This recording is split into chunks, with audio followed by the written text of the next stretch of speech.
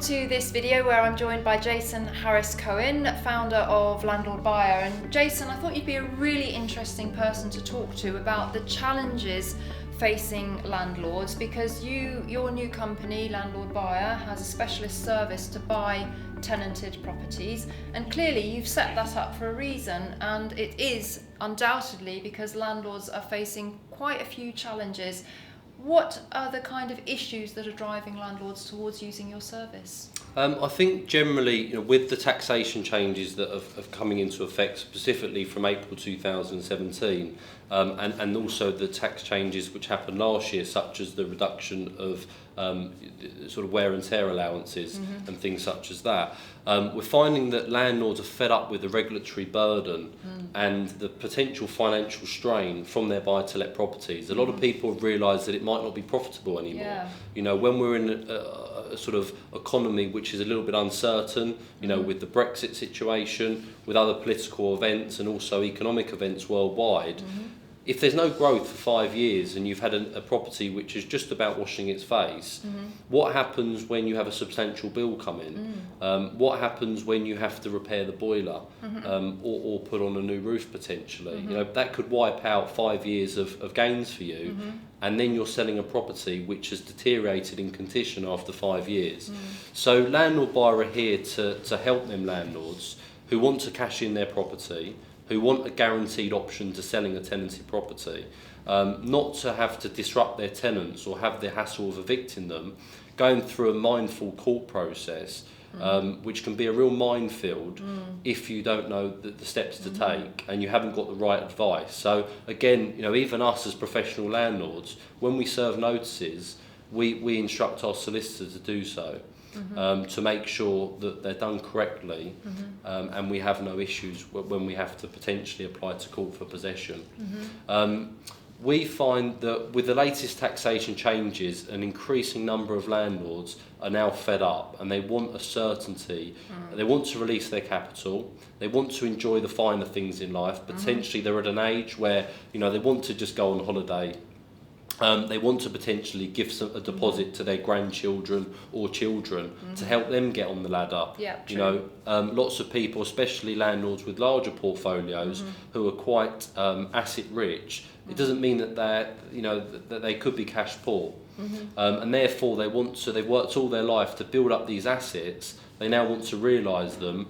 And turn that asset into capital. Indeed, and talking about the landlord most affected by Section 24, the highly leveraged sole trader landlord, they really need to get professional tax advice, look at their position, and perhaps face up to the reality that the best option for them is to sell sooner rather than later, because as awareness of Section 24 kicks in, more and more landlords that actually can't continue in a profitable manner or could be pushed into a higher tax bracket, for instance, they're going to start coming into the market to sell as well. So it's we've got a bit of run up here where landlords can actually make some very important planning decisions about the future of their portfolio.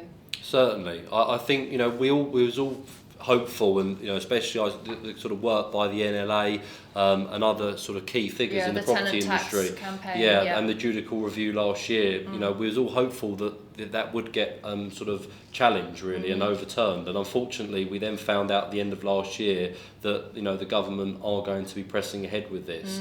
It's horrendous news for landlords who do own properties personally. I think a lot of people still underestimate the changes to their income that's going to have and make a lot of properties unprofitable.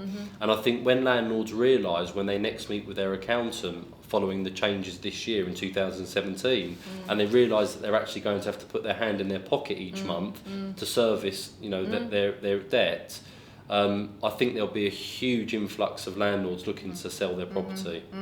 Now, the other thing that we should sort of touch on as well that is going to affect landlords, particularly those that have had mortgages for 15 to 20 years that are coming to the end of the term, with the advent of the PRA, I think we're going to find that a lot of landlords actually can't refinance and that their only option is to sell.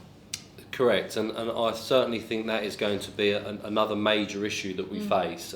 Certainly, and most importantly for older borrowers who perhaps are coming to the end of their mortgage term of 20 odd years, and they're now finding that they're not going to be able to refinance despite having equity in the property and the stress testing. They're not going to qualify for a mortgage, which is going to be a very frustrating position for borrowers and especially landlords who just can't understand why they won't be able to get a mortgage.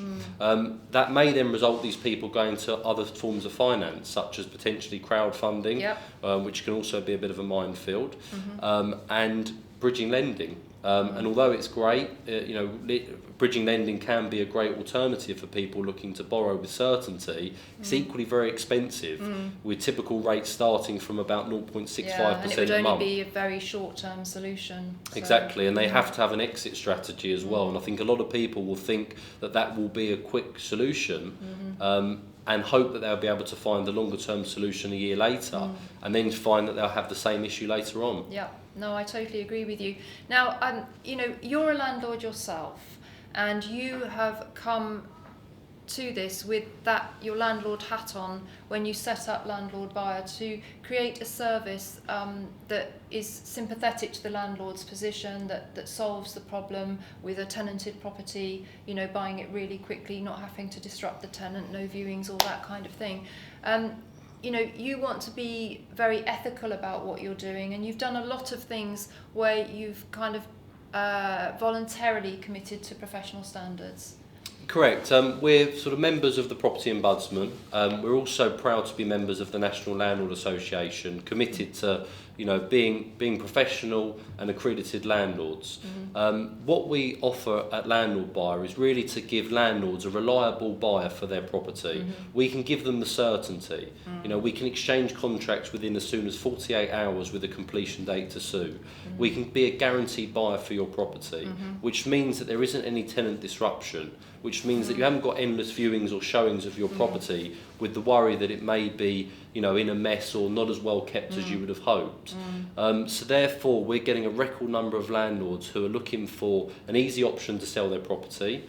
They want certainty, they want a reliable buyer, and they want it in the timescale that suits them.